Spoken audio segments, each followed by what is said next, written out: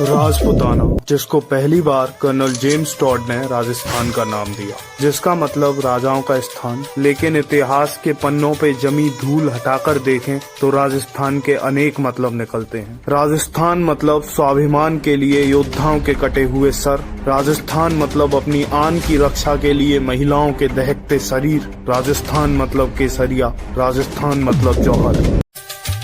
यदुवंशी राजाओं द्वारा बनवाया गया रणथंभौर का वह अभेद दुर्ग, जिसने एक बार जलालुद्दीन खिलजी को भी उल्टे पांव लौटने पर विवश कर दिया, साक्षी है उस शौर्य गाथा का।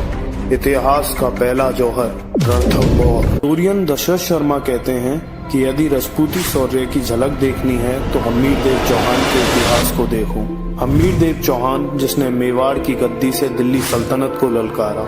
हमीरदेव चौहान जो ज्येष्ठ ना होकर भी अपने पिता जैत्र सिंह के उत्तराधिकारी बने। रण कौशल में बेहद कुशल, एक माहिर योद्धा, और मर्यादा ऐसी कि दुश्मन के खेमे से आए शरणागत मंगोल नेता मोहम्मद शाह के लिए अलाउद्दीन को ललकार दिया। ठीक 4 साल बाद 1296 में दिल्ली सल्तनत का तख्ता पलट हुआ। जलालुद्दीन को मारकर उसका भतीजा अलाउद्दीन खिलजी तख्त पर बैठा। उसकी सेना भेड़ियों की तरह लूटपाट करती और कुत्तों की तरह बूटियों पर लड़ती।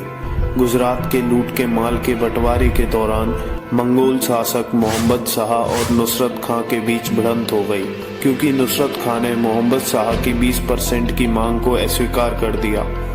नुसरत खां ने मोहम्मद शाह की सेना को बुरी तरह खदेड़ा, पर मोहम्मद शाह राजस्थान की तरफ भाग निकला और हमीरदेव चौहान की शरण में पहुंचा। हमीरदेव चौहान ने अपना राजधर्म निभाते हुए उसे अपने महल में शरण दी। चंद्रशेखर रचित हमीर हट के अनुसार यही कारण बना अलाउद्दीन की सेना के रणथंभौर आगमन का।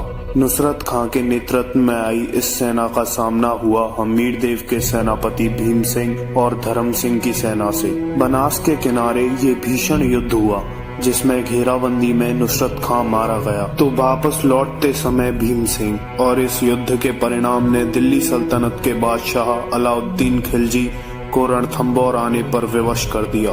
अलाउद्दीन एक बड़ी सेना लेकर दुर्ग की घेराबंदी कर लेता है, लेकिन रणथंभौर की ऊंची दीवारें और हमीरहट दोनों को तोड़ना लगभग असंभव था। अमीर खुसरो लिखते हैं कि दुर्ग में सोने के एक दाने के बदले अनाज का एक दाना नसीब नहीं था, लेकिन असल में राजस्थान की तपती दोपहरी का सामना अलाउद्दीन की सेना अधिक समय तक नहीं कर सकती थी। अचानक से दुर्ग के दरवाजे खुलते हैं और सभी राजपूत सर पे केसरिया बाना, हाथों में तलवार लेकर दुश्मन की आंखों में आंखें डालते हुए कहते हैं, ये सर झुकना सीखे ही नहीं, बेशक तुम इन्हें काट दो। हमीरदेव की सेना अपने पूरे पौरस के साथ युद्ध लड़ती है, लेकिन सैकड़ों तलवार हजारों तलवारों के सामने करती भी तो क्या। युद्ध हार की कगार पर होता है।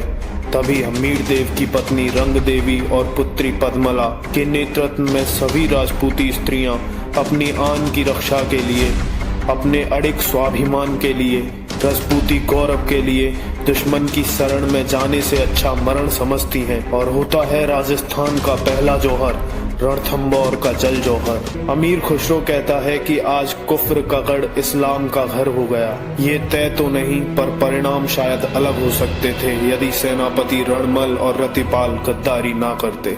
जय हिंद।